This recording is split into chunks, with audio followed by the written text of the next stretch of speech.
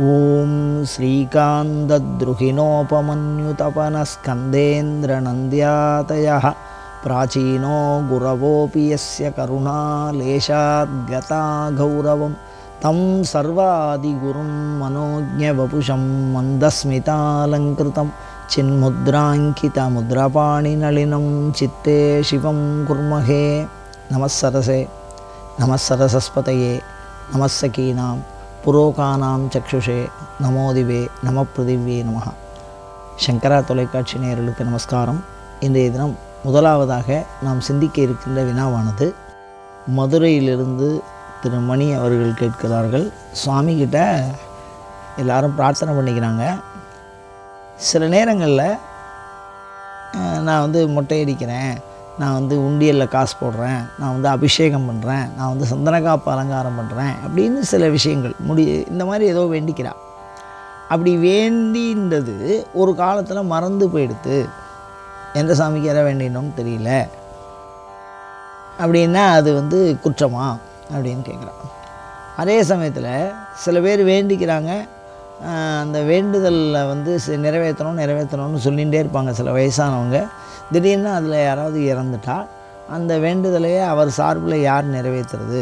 ஏன்னா அவங்க சொல்லிகிட்டு இருப்பாங்க அடிக்கடி, இங்கே போகணுன்னு நான் வேண்டிட்டேன், இதனால் இது நடந்திருக்கு அப்படின்னு அடிக்கடி சொல்லுவாங்க. பெரியவாள்லாம் என்ன பண்ணுவான்னு கேட்டிங்கன்னா, சாமிகிட்ட வேண்டிக்கும் போது ஒரு பாட்டி இருக்காங்கன்னு வச்சுங்க, அந்த பாட்டிக்கு ஒரு 70 வயசு இருக்கும்னு வச்சுங்க, அந்த பேரனுக்காக அது வேண்டிக்கும். நான் அவனை வர சொல்கிறேன், அவனுக்கு உடம்பு இல்லாத இல்லை, அவனுக்கு நான் திருப்பதிக்கு வர சொல்கிறேன், ஏதோ ஒரு சாமியை குறித்து வேண்டிப்பான், கைலாசத்துக்கு வர சொல்கிறேன், எதுவாக வேணாலும் இருக்கட்டும். அப்படி வேண்டிட்டு அந்த அம்மா இறந்து போச்சு, அந்த பையனை குறித்து அந்த வேண்டுதலாக இருக்குது. இப்போ அது ஒரு பிரச்சனைக்குரியதாக ஆகுமா அப்படின்னு கேட்குறாங்க. அதாவது பொதுவாக வேண்டுதல் அப்படிங்கிறது நாம் நமக்காக செஞ்சுக்கக்கூடிய ஒரு விஷயந்தான். அதுக்கு அடுத்தபடியாக எப்போ ஒருத்தருக்காக அடுத்தவா பிரார்த்தனை பண்ணிக்கலாம் அப்படிங்கிற நிலைமை வரும் அப்படின்னு சொன்னால், வேண்டிக்கிறவங்க அன்கான்ஷியஸில் இருக்கும்போது தான் அவங்களுக்காக அவங்களை சார்ந்த பிறர் வேண்டிக் கொள்ளுகிற தன்மை வருகிறது. அப்போ ஒரு வேண்டுதல்ங்கிறது நேரடியாக அவாவாலே வேண்டிக்கிறது தான் உத்தமமானதாக சொல்லப்பட்டிருக்கு. அப்படி அதிகப்படியாக வேண்டிக்கிறது என்ன அப்படின்னா, தாயார் தகப்பனார் இந்த இரத்த சம்பந்தமான உறவு, அந்த மாதிரி உறவுகள் ஒருத்தருக்கு ஒருத்தர் நல்லா இருக்கணும் அப்படின்னு சொன்னால் அது பலிதமாகும் அப்படிங்கிற மாதிரி சொல்கிறான். ஆனால் சாமியினுடைய விஷயம் அதை நிறைவேற்றணுமா இல்லையா அப்படிங்கிறது எப்போ முடிவாகும்னா, அந்த வேண்டுதலினாலே அது நடந்தது உறுதி அப்படின்னு சொன்னால் அதை நம்மளே ஞாபகம் வச்சுன்னு அதை செஞ்சிட போகிறோம். மறந்து போகிற அளவுக்கு ஒரு வேண்டுதல் இருக்குது அப்படின்னு சொன்னால் அது வேண்டுதலாகவே ஆகாது. அந்த வேண்டுதல் அப்படிங்கிற தன்மைக்குள்ளே, அந்த செயலுக்குள்ளே, அந்த வினைக்குள்ளே அதை சேர்த்துக்க முடியாது. இப்போ இது இறைவனால் நிகழ்ந்தது என்று உறுதிபட சொல்ல வேண்டும், அது உறுதிபட நிகழ்ந்திருக்க வேண்டும். அப்படி நிகழ்ந்திருந்தால் அதை அடைந்தவர்கள் அதை செய்யாமல் இருக்க மாட்டார்கள். அது சுபாவம், அனுபவமாகவே அவள் சாமி இந்த மாதிரி ஒரு விஷயம் நடந்திருக்கு அப்படின்னு அவளுக்கே தெரிஞ்சதுன்னா அதை எப்படி மறப்பா? அப்போ என்ன அர்த்தம் அப்படின்னா, சாமான்யமாக நம்ம வேண்டுதல்ங்கிற செயலை என்ன நினச்சிக்கிறோம் அப்படின்னா, அதோட இலக்கணத்தை நம்ம மாற்றி புரிஞ்சுக்கிறோம். அந்த சொல்லு வேண்டுதல்ங்கிற ஒரே சொல்லு தான், ஆனால் மாற்றி புரிஞ்சுக்கிறோம். எப்படி புரிஞ்சுக்கிறோம் அப்படின்னு கேட்டால், சாமிகிட்ட போய் எதை கேட்டாலும் அது வேண்டுதல் தான் அப்படின்னு நம்ம நினச்சிக்கிறோம். அப்படி இல்லை. இந்த இடத்துல நீங்கள் கேட்கக்கூடிய வேண்டுதல் என்ன அப்படின்னா, நம்ம குறிப்பாக காமிய பக்தின்னு பேர். காமியம்னா என்னென்னா, ஒரு விருப்பத்தை நிறைவேற்றுவதற்காக இறைவனை குறித்து வணங்குகிற பண்புக்கு காமிய பக்தின்னு பேர். எனக்கு குழந்தை பிறக்கணும், எனக்கு ஒரு வீடு கட்டணும், எனக்கு ஒரு வேலை கிடைக்கணும் அப்படின்னு ஒரே பிரார்த்தனையை அடுத்த விஷயம் இல்லாமல் வேறு எந்த பிரார்த்தனையும் கிடையாது, ஒரே பிரார்த்தனையை மீண்டும் மீண்டும் மீண்டும் மீண்டும் அதையே இறைவனிடத்து கேட்பதற்கு பெயர் தான் வேண்டுதல்னே பேர்.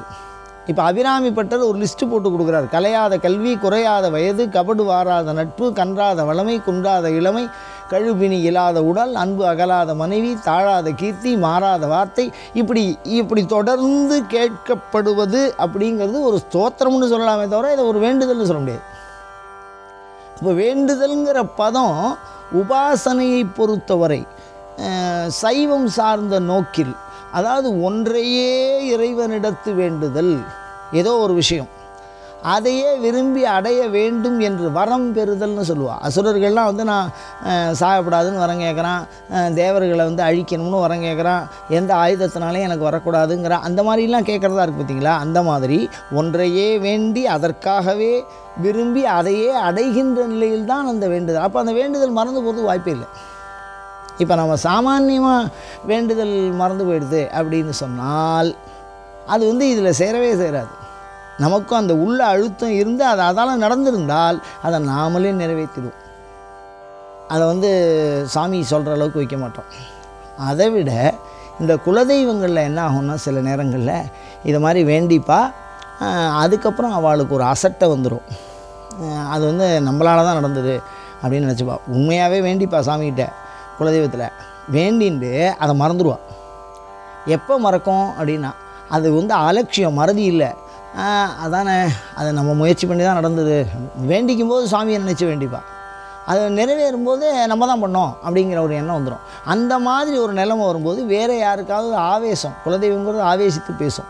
அப்படி ஆவேசித்து பேசும்போது இந்த மாதிரி ஆடு வாங்கி தரேன்னு இன்றைக்கி வேண்டியடா இதை செய்யலையான்னு கரெக்டாக அந்த சாமி கேட்கும். அந்த வேண்டுதலை வச்சு தான் அந்த சாமியே நம்மளை கேட்குறது புரியும். ஏன்னா அந்த மாதிரி வேண்டின்றது வந்து யாருக்குமே தெரியாது, சாமிக்கு ஒண்டி தான் தெரியும்.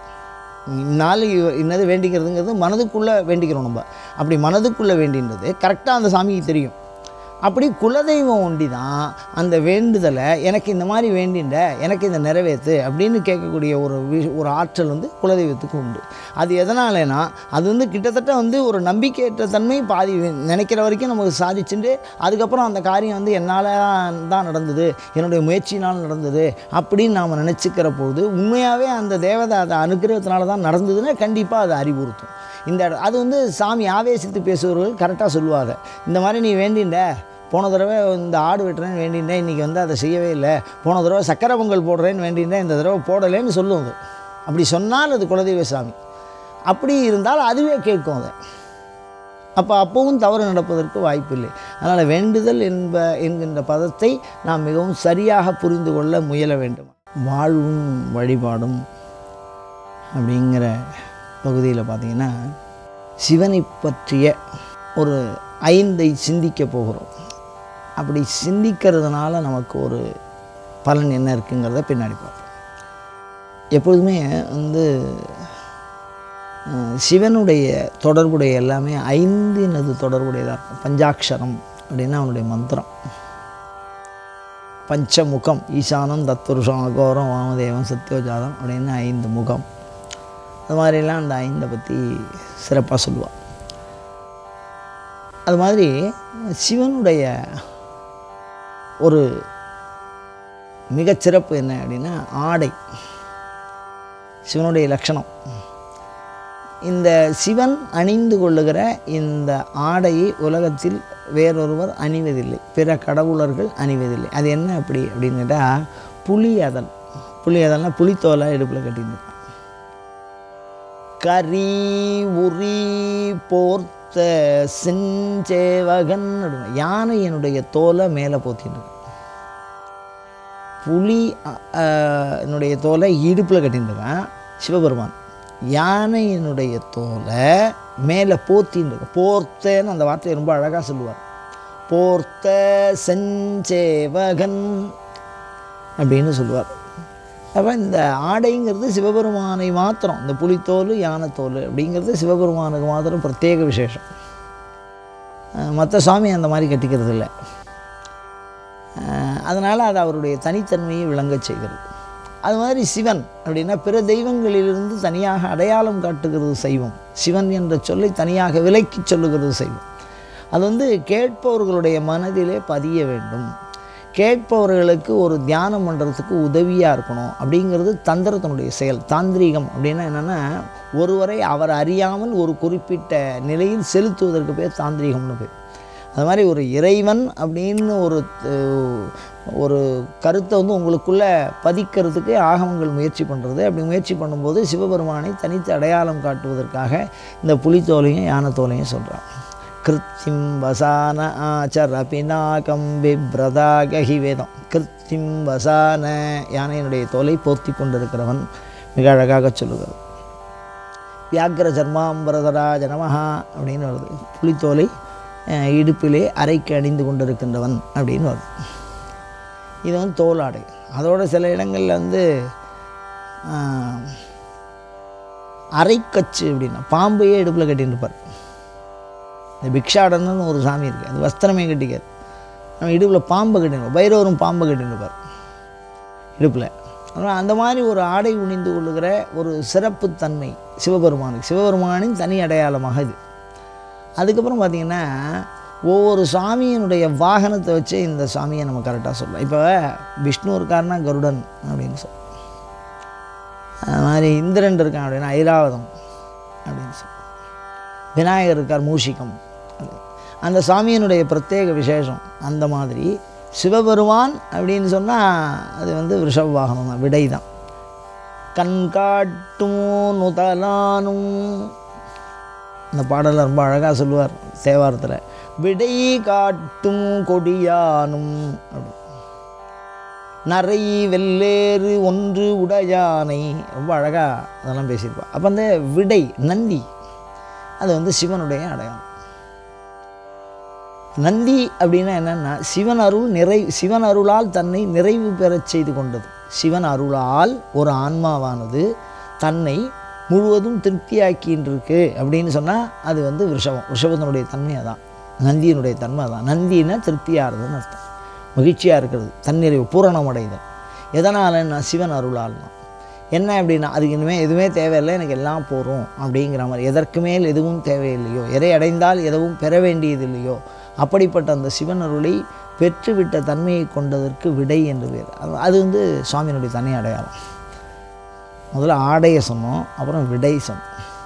இப்போ அதுக்கடுத்தது சிவபெருமானுக்கு தனி அடையாளம்னா சடை. இந்த சடைங்கிறது வந்து அற்புதமான ஒரு சிவபெருமானுடைய அடையாளம். வேதம் வந்து சிவபெருமானை வர்ணித்து சொல்லுவதாக சொல்லுவார்கள். அதில் வந்து கொஞ்சம் கருத்து மாறுபாடெல்லாம் இருக்குது, ருத்ரன் வேறு சிவன் வேறு அப்படின்னு சொன்னாலும் அந்த லக்ஷணம் வந்து அப்படியே முழுக்க அந்த சடையை பற்றி இருக்கும். என்னென்னா கபர்த்தினே நமஹ புலஸ்தயே நமஹ அப்படின்னு ருத்ரன் சொல்லும். ருத்ரத்தில் கபர்த்தினே நம கபர்த்தினேச்ச புலஸ்தயேச்சன்னு மந்திரத்தில் சொல்லும். அந்த கபர்த்தி அப்படிங்கிற வார்த்தைக்கு சடையை உடையவன். வியுக்த கேசாய, வியுக்த கேசனா சவரம் பண்ணின்ற தலை, மொட்டை அடிச்சுட்ட தலை யுக்த கேசன். வியோம கேசாய வழுக்கத்தலை, முடியே இல்லாதவன்.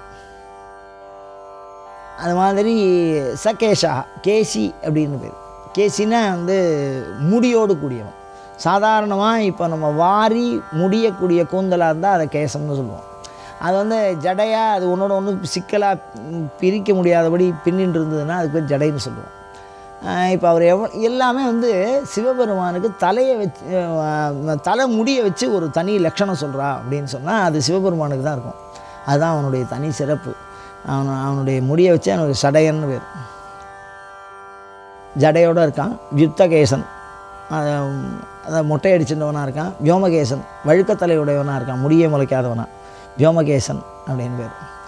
அது மாதிரி சிக்கி அப்படின்னா நெருப்பையே தலையாக கொண்டவனாக இருக்கான். ரக்தஜால ஜடாதரம் சசியுதம் பைரவருடைய தியானம். அந்த ரத்தம் அப்படியே ஜுவாலையாக இருக்கும், அந்த ஜுவாலா கேசமாக இருப்பார், வச்சுருப்பார், கிரீடம் இல்லாமல். அதனால் அது வந்து சிவபெருமானுடைய ஒரு தனி அடையாளம். அதுக்கப்புறம் பார்த்திங்கன்னா படை. ஒவ்வொரு சாமிக்கு வந்து கையில் இருக்கிற ஆயுதத்தை வந்து படைன்னு சொல்கிறது. சூலப்படையானும் அப்படின்னு தேவாரம் ரொம்ப அழகாக சொல்லும். திரிசூலப்படையானை. சூலம்னு சொன்னால் அது ஒன்றுன்னு அர்த்தம். திரிசூலம்னா மூணாக பிரிச்சிருக்கும். மூவிலை வேல் அப்படிம்பார். வேல் அப்படின்னு சொன்னால் முருகப்பெருமானுடைய ஆயுதத்தையும் அது குறிக்கும். அதனால் சிவபெருமானை பிரத்யேகமாக குறிக்கணும் அப்படிங்கிறதுனால மூவிலை வேல் அப்படின்னு, இல்லைன்னா திரிசூலப்படையானை அப்படின்னு வரும். அப்போ அந்த படையில் வந்து சிவபெருமானை காட்டுகிற ஒரு தனி அடையாளம் எது அப்படின்னா சூலம். எல்லா கோயில்லையும் பார்த்திங்கன்னா சிவன் கோயில்களில் அது வந்து கொடிமரத்துக்கு நேராக பார்த்திங்கன்னா சூலம் போட்டிருக்கோம். இப்போ இந்த 4 அடையாளத்தையும் நாம் ஒருமித்து தொழுவோமேயானால், நினைத்து தொழுவோமேயானால் இதுக்கு என்ன பலன் அப்படின்னு கேட்டிங்கன்னா, இறைவனை பற்றிய அறிவு நமக்கு புலன்களுக்கு புலப்படும். இப்போ நம்ம சாமி எப்படி இருக்காருன்னு நம்ம புலன்களுக்கு புலப்படுற அளவுக்கு ஒரு ஆதாரமாக நாம் இன்னும் தரிசனம் பண்ணலை. ஆனால் இந்த ஆடை விடை சடை படை இது மூணுத்தையும் நம்ம மனதில் கருதி சிவபெருமானை தியானம் பண்ணினால் அது நமக்கு இறைவனுடைய அனுக்கிரகத்தை அனுபவத்திலே புலப்படுத்துகிற ஆற்றலை நமக்கு பெற்றுத்தரும். அதனால தான் வேதம் அந்த அடையாளத்தை தனியாக, ஆகமங்கள் அந்த அடையாளத்தை தனியாக கொடுக்கிறது. அப்படி நம்ம வந்தால் அது இறைவனை பற்றிய அனுபவம் நமக்கு வரும், அவர் மேலே அன்பு வரும். அது மேலே அதாவது அடிப்படை வித்து. ஒரு சாமியினுடைய பக்தினா அந்த சாமியினுடைய அனுகிரகத்தை பெற்று தருவதற்கான வித்து. அந்த பக்தியே இந்த ஆடை விடை சடை படை இது எல்லாமே உற்பத்தியாகும். அப்படிங்கிறதுனால அதை பற்றி சிந்தித்தோம். அப்போ இறை அன்பை பெற முயல்வோமாக. சிவஸ்துதியில் ஒரு 3ஆம் திருமுறையிலே பாடப்பட்ட ஞானசம்பந்தருடைய திருவீழிமேலையில் பாடின ஒரு தேவார பாடலை நம்ம சிந்திக்க போகிறோம். அதில் என்ன சொல்கிறார்? நக்கன் தன்னாமும் நமச்சிவாயவே என்பார் நல்லரே அப்படிம்பார். இப்போ இந்த தேவாரத்தில் இந்த வரி ரொம்ப முக்கியமான வரி. தேவாரம் நிறைய பாடல்கள் இருக்குது. இந்த வரியை நம்ம இந்த சிவஸ்துதியனுடைய சிறப்பு என்ன அப்படின்னு கேட்டால், இதில் நக்கருதன் நாமம் நமச்சிவாயவே அப்படிங்கிற வார்த்தை நமச்சிவாய அப்படிங்கிற பஞ்சாட்சரம், அந்த 5 எழுத்து சிவபெருமானுக்கு உரிய அந்த 5 எழுத்து மந்திரத்தை மிக அழகாக இந்த தோத்திரத்திலே இந்த கல் வச்சு நவரத்ன மோதிரம்லாம் பதிப்பாளோ இல்லையோ, அது தங்கத்தில் இருக்கும். அதில் இந்த கல்லை பதிச்சிருப்பா. இந்த மாதிரி இந்த ஸ்தோத்திரங்கிறது தங்கம் மாதிரி இருந்தால் கூட அதில் இந்த பஞ்சாட்சரம் அப்படின்னு நவரத்னம் பறிச்சா மாதிரி, பஞ்சாட்சரத்துக்கே ஜீவரத்னம்னு ஒரு பேர், அதை அப்படி பதிச்சா மாதிரி சொல்லியிருக்கா. இப்போ மற்ற ஸ்லோகம் நம்ம படிக்கிறதுக்கும் இதே திருமுறைகள் தான் ஞானசம்பந்தர் நிறைய இடங்களில் பாடியிருக்கார். அப்படி பாடினாலும் இந்த தோத்திரத்திற்கு மாத்திரம் இந்த ஒரு தோத்திரத்தினுடைய இந்த ஒரு வரிக்கு மாத்திரம் என்ன சிறப்பு இருக்குது அப்படின்னா, பஞ்சாட்சரத்தை சொல்கிறதுனால அது மந்திர பலத்தை நமக்கு தரக்கூடியதாம். பொருள் சார்ந்த பலன் பக்தியை உருவாக்கும், அருள் சார்ந்த பலன் ஞானத்தை உருவாக்கும். இந்த மாதிரி நமச்சிவாயவேன்னு மந்திரம் சார்ந்து ஒரு தோத்திரம் அமையவன்னா பக்தி ஞானம் ரெண்டுத்தையும் கொடுக்கும். அதை அனுபவத்துக்கு கொண்டு சேர்க்கும். யாதொரு விஷயம் இந்த ஸ்தோத்திரம் நமக்கு சிவபெருமானுடைய அருளை அனுபவ சாத்தியப்படுத்த வல்லது. இது அந்த காலத்தில் எப்படி சொல்லியிருக்கா பாருங்களேன். 5 எழுத்தும் நான் அறிவிச்சேன்னு ஒரு இடத்துல சொல்லுவார். அப்போ 5 எழுத்துன்னு சொல்லுவாள், என்ன எழுத்துன்னு சொல்ல மாட்டார். அப்போ இந்த நமச்சிவாயம் அப்படின்னு ஸ்பஷ்டமாக சொல்லியிருக்கார், தெளிவாக இதில் சொல்லியிருக்கார். இந்த மாதிரி சொல்கிற வழக்கு தீட்சையாக கொடுத்தா மாதிரி ஆகும் அது இந்த ஸ்தோத்திரங்கள். ஆனால் இந்த மாதிரி ரகசியமாக ஏன் சொல்லணும்? அதை வெளிப்படையாகவே சொல்லலாமே அப்படின்னா, இந்த ஸ்தோத்திரத்தை பாராயணம் பண்ண அதுக்கப்புறம் தான் அந்த அனுபவம் சார்ந்த அறிவு ஒவ்வொருவரும் அறிவினாலே ஆன்மீக அனுபவத்தை பெற்றுவிட முடியாது. அப்படி அறிவினாலே பெறலாம் என்று சொன்னால், ஏதோ ஒரு நூலை நாம் படிக்கிறது மூலியமாக இந்த உலகியல் கல்வி நமக்கு எப்படி சேர்றதோ அந்த மாதிரி ஞானம் நமக்கு வரா மாதிரி ஆகிடும். அப்படி எந்த ஒன்றினாலும் வர முடியாது. ஆனால் இந்த ஸ்தோத்திரத்தில் இருக்கக்கூடிய இந்த நமச்சிவாய சப்தம் இருக்கிறதுனால அது என்ன பண்ணும் அப்படின்னா, இறைவனை அனுபவ சாத்தியப்படுத்தி கொடுக்கும். இதை தொடர்ந்து சொல்கிறதுனால ஒரு அனுபவம் வரும்.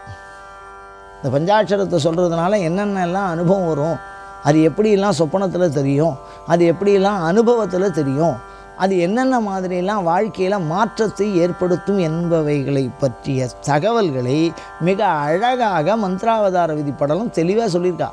தீட்சையில் என்னென்ன மாதிரி சொப்பனம் வரணும், இது வந்தால் என்ன பிராயச்சித்தோங்கிறது வரைக்கும் சொல்லியிருக்கா. அப்போ இந்த மந்திரத்தையே அவர் இப்படி கொடுத்துருக்கார். இதே நம்ம மாணிக்க வாசகர் சொல்லுவோம், நமச்சிவாய வாழ்க நாதந்தால் நமச்சிவாய மந்திரத்தில் ஆரம்பிக்கிறார்.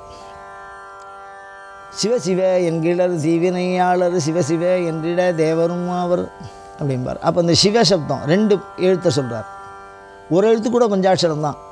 அப்போ இந்த மாதிரி இறைவனுடைய பஞ்சாட்சரம் சொல்லக்கூடிய இந்த ஸ்தோத்திரங்கள் இறை அருள் அனுபவத்தை அதை சொல்பவர்களுக்கு மிக விரைவில் ஈட்டித்தர வல்லது. ஏன்னா அதுக்கு ஆக்கம், அந்த பஞ்சாட்சர சப்தத்துக்குன்னு ஒரு தனி ஒரு ஆற்றல் இருக்குது.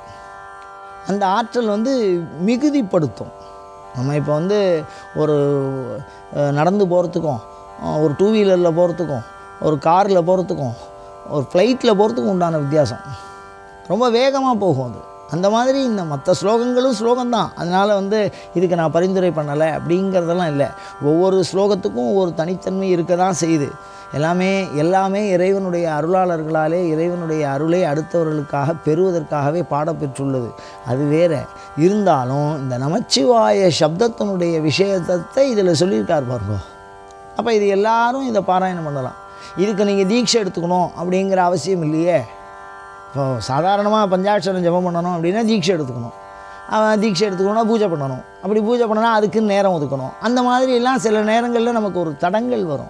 அந்த மாதிரி தடங்கள் இருந்து ஆனால் பூஜை பண்ணணும், அதே சமயத்தில் நேரத்தையும் நம்ம நமக்கு இல்லை. ரெண்டாவது நமக்கு அந்த அளவுக்கு பொறுமையும் இல்லை. அதை சரியாக பண்ணுவோமா தவறாக பண்ணுவோமா, இல்லை மந்திரங்கள்லாம் மனப்பாடமாக வருமா, அந்த மாதிரிலாம் நினச்சிட்டு இருக்கிறவா இந்த மாதிரி இந்த சப்தம், இந்த நமச்சிவாய சப்தம் இது எல்லா இடத்துலையும் இருக்குது. திருச்சதின்னு ஒரு 300 நாமா வழிகள் கொண்ட ஒரு அஷ்டோத்திரம் மாதிரி நமஹான்னு முடியும். அதில் பார்த்தீங்கன்னா மூலமந்திர திருசதின்னு தனியாக இருக்குது. முதல் எழுத்துக்களை அந்த திருசதியில் வரக்கூடிய முதல் எழுத்துக்களை சேர்த்தா மூலமந்திரம் வரும். அது மாதிரி சில ஸ்தோத்திரங்கள் இருக்குது, ரகசியமாக அதை அதில் வச்சுருப்பாள். அதே மாதிரி சில எழுத்துக்களை ஸ்லோகமாக சொல்லியிருப்பாள்.